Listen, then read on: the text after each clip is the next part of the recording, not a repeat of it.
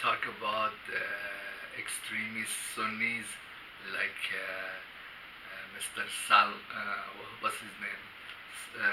Salman bin Mohammad. He's coming to United States. He's got his checkbook, and all the companies are lining up, and they're gonna sell a whole bunch of America's outdated military equipment and stuff that is really software services to him, and then the way Saudi royals, they practice terrorism, and there is a reason why they do it. It's like after every incident, when they have gone into different countries and like killed people who are totally not military, like for example when they went into was that Paris, and they killed the people who were like partying, and they were going to the bars. They were the French, lovers. It's just these Saudi royals. They're so stupid. Something is really wrong with our world that people like him have a position of power, but after they do these very heinous crimes openly in different countries, then they go, the Saudi foreign minister or significant person comes around with their checkbook, and they pay off the politicians, and they don't want their outrageous acts to create a backlash against them in the government, but even with all these payoffs, still stuff is coming back to haunt them. I heard that a judge ordered that the Saudis have to face lawsuits from 9/11 victims, and we cannot get out of it. And look how many years it's been since. I think it was 2001 that they ruined those two buildings, and now it was like last year or a couple of years ago that the government released documents showed that the Saudis were involved. Well, most of them were Saudis, and the royals also themselves been getting knocked out. They caught up with Bin Laden and ruined his home and killed him there. And Saddam Hussein was not exactly Saudi royal, but kind of the same kind of ilk, the same kind of practice. And then what happened to the Kuwaiti Amir is that he was financing the war against Iran. And then when Saddam lost, then he didn't have money to pay all this debt that he owed the Amir of Kuwait. So what the Amir of Kuwait did what the Saddam did was invade Kuwait and start a whole new war. And then the Americans find this excuse to come in and got help from Saudis. Anyhow, then what's his name? Prince Bindar. He was one of the highest ranking prince in the Saudi royal family, and he was going around. He was really the architect of the 9/11, and he went to Moscow to see Putin, and he told Putin that hey, we are in charge of these Chechen rebels, and well, Putin doesn't use the Russian military. Well, he did with the ISIS, but there were a lot of ISIS. He doesn't use the whole military to deal with one individual. So what happened is they caught up with him in Syria, and they killed or they severely injured Prince Bindar in Syria.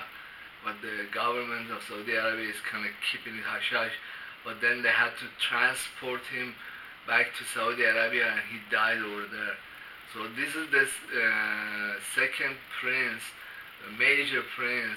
Well, Bin Laden was one, then Prince Bandar, and then the third one I think is the lucky clown prince Salman bin Mohammad. They don't just call him Salman bin Mohammad because foreigners they have trouble with his Kudav name.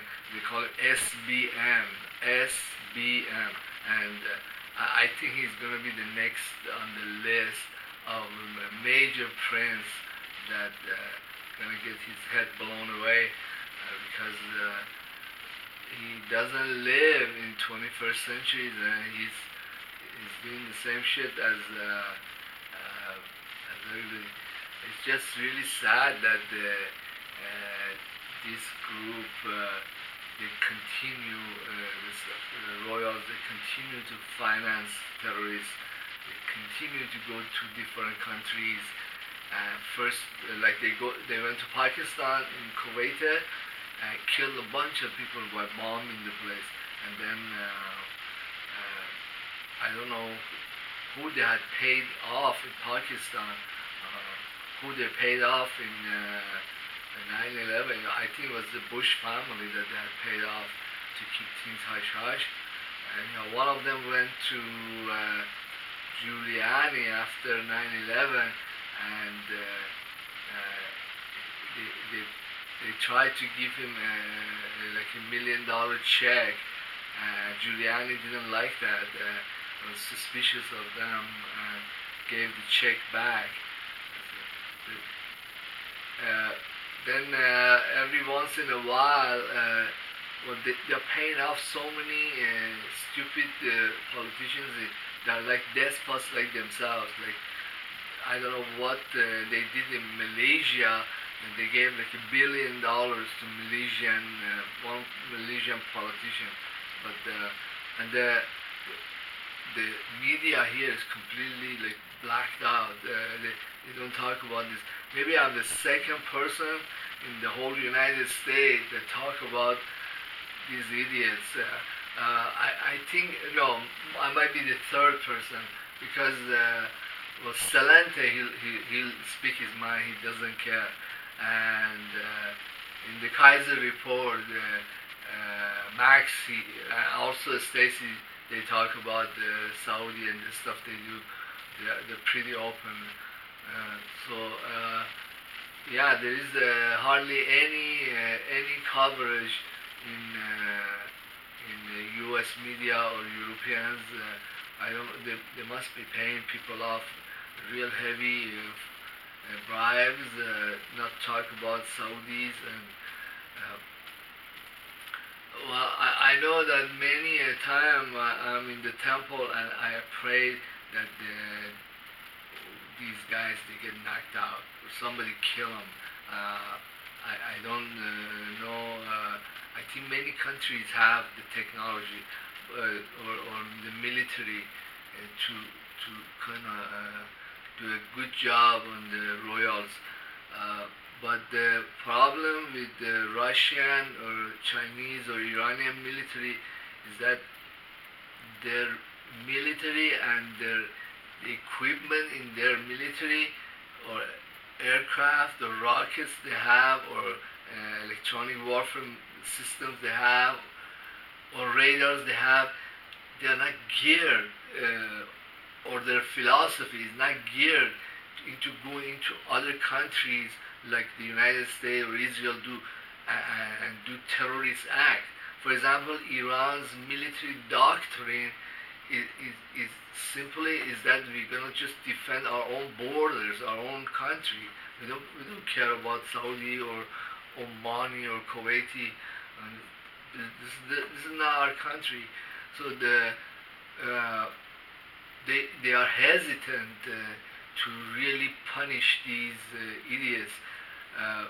Same goes with Chinese or Russian. The Russians, their whole philosophy after communism is not to make another empire, is to make Russia great or make China safe. Even countries that have had significant military confrontations with the United States, like North Korea, the, the, they are reluctant to start wars. They'll do a little here and there, but they will not willingly on their own engage in invasions. Even with all the propagations of South Korea and United States, North Korea hasn't invaded South Korea. So that's a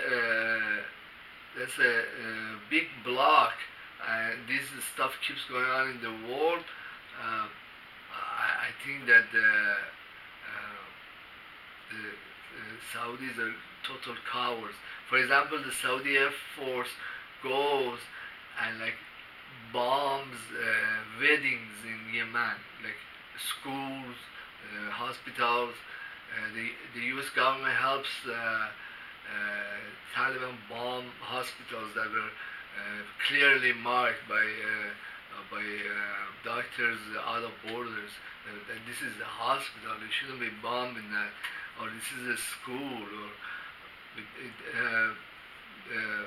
there seems to be very little that other countries can do, but that's not really true in reality, because the doctrine of self-defense and not attacking other countries is dominant in their military and government. In fact, many countries are extremely careful who they engage militarily with, and also these articles of the United Nations of non-aggression are very significant to foreign politicians. Go down the list: India, Russia itself. Russians, the government, if a certain person like Prince Bandar or some of those people who have traditionally politicians from a smaller state that or Jews that have long hostilities with Russia, and they come in and they do a little this and that, they do assassinate, but this is now very frequent. It's like you really have to irritate them, like Prince Bandar did. He went in there and personally threatened Putin, and then that's it. But looking at it like militarily, like for example, ISIS was a creation of the United States, and all these stupid extremist states like Turkey and Saudi Arabia. They're no fucking match for the Russian military. They just bombed the crap out of them, and also not only completely wiped them out. The Russians are smart, and they have satellites. Iran has satellites that pinpoint target. These are hooked to. Let me tell you about Iran has stealth hypersonic rockets. Okay, which are extremely difficult to stop. Well, I think that the Russians also have them, but Russians have like you really need the very latest anti-aircraft, like S-500 or higher systems, to be able to track and destroy hypersonic rockets. And they have a very good electronic warfare. Well, a lot of times when the Russians really wreck American Air Force or Israeli, these countries, they really kibosh on any coverage. But I was reading on foreign medias, even Israel news was talking that in just one night, Russian military in Syria, it destroyed 6 drones. One of them was not a drone, was like a plane. they were coming into Syrian airspace. They really pummel these guys, but hey, they don't talk about it. Well, after the Saudis incurred in Iran and killed some members of Iranian parliament, then Iran military sending rockets, these advanced rockets, and they had already pinpointed by cooperating with the Syrian government and by satellite these houses or safe houses in Syria where the ISIS or Saudi-backed militants were, and destroyed 6 targets with planes, with rockets. But these are very difficult rockets to pinpoint, and once they're set in motion, there's little that can be done. I don't know. I think the Russians have some radars that they have sold Iran that can pinpoint stealth airplanes, because Iran managed, with the help of their electronic warfare system, to capture RQ-170. It was the drone, the famous drone in Obama's time. So I don't think that the Israeli claim that they send in F-35s and incurred into Iranian airspace is true. I think that Iran has sophisticated radars that can see these planes. The other thing is that it wouldn't be such a bad thing if 1 or 2 such planes came around. Iran has small fighter planes that it manufactures itself. I think I forgot the name. It has but they can maybe swarm these advanced planes, because F-35 is very expensive plane. It would be good if Iranian Air Force could slightly damage one and then force it to land, and then grab it like RQ-170, and it would be great for future development of better fighter planes, or to sell the technology or give it away to countries that have been friends to Iran in good or bad times, like China or Russia. But I would use the Iranian satellites to pinpoint all these royal castles and medieval hideouts of Prince Clown, murderer-in-chief, and use stealth hypersonic rockets to target them. If this prince that's causing all these problems, he gets knocked out, it will not damage the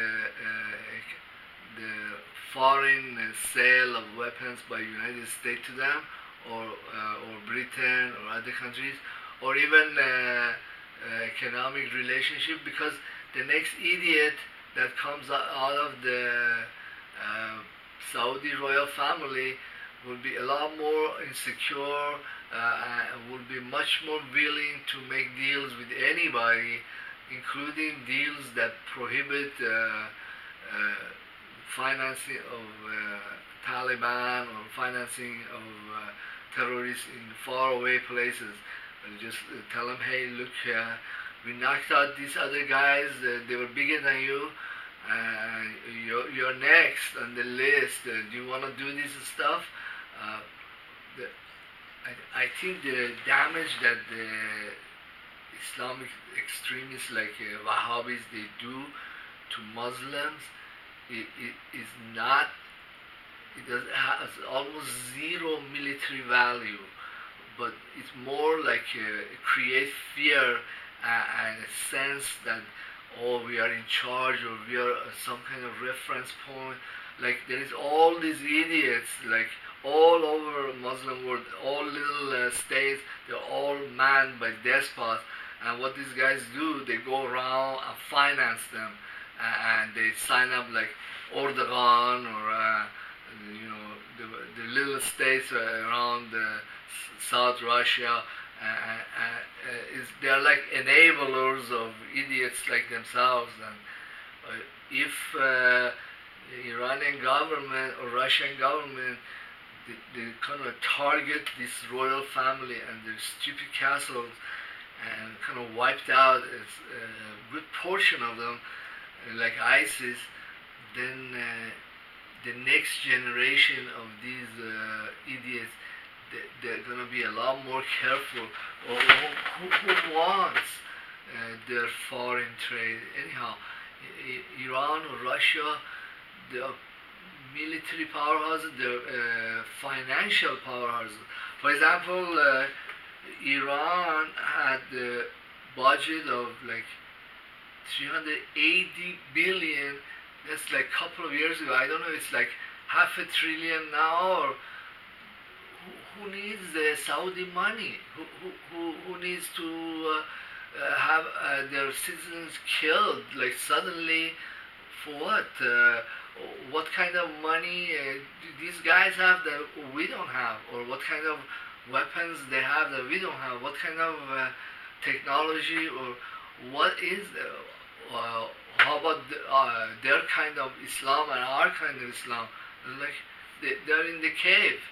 Anyhow, I would not feel a whole lot of reservations if I was in the Iranian military or just pummeling them and wipe a whole bunch of or even other states like Kuwait or idiotic places that engage in fear-mongering or stuff that these guys do. Well, the other damage that the Saudi terrorists or Saudi royal family does to Muslims, or even United States does, is to create this feeling that all Muslims are like these guys, and it damages the relationship with many countries, like European countries, with African countries, because the Saudi-backed Wahhabis, they go into any kind of like African country. We haven't hardly had any relations with them, and they like kill anybody, and they create this enormous public, like people that you never heard of, resentment toward Muslims. And then when other countries want to go and do business, like Nigerians or I don't know, there are many countries that they're not have had almost no historical relations. So if they didn't do all this stuff, well, the relationship could be in a good footing. It wouldn't be so destructive. Then the United States owes so much money to Saudis. I don't know why United States owe all this money to Saudis. What is it that the Saudis have or do that it doesn't exist in the United States? The United States has more oil, more silver, more copper, more population, more scientists, more. Why do you owe all this money to these idiots? And then why do you have to help them start wars to kind of pay back this debt? Who made this debt? It's all like a lot of questions. But I think that something like that, like either the Russian or Iranian or even Chinese, I don't know. One day they're gonna get very pissed, like Israel or Saudis. They're gonna do something very bad, like a bunch of people who are totally unrelated to them. They're gonna pummel them with weapons that are 3-4 generations ahead of anything that the Saudis can buy from United States.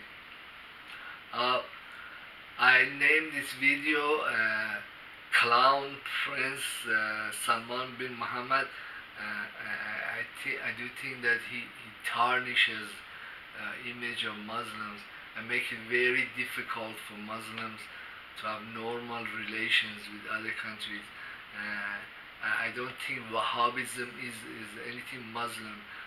Like I said in my other video, is a form of bid'ah or creation or offshoot that's like toxic or cancerous to the whole religion.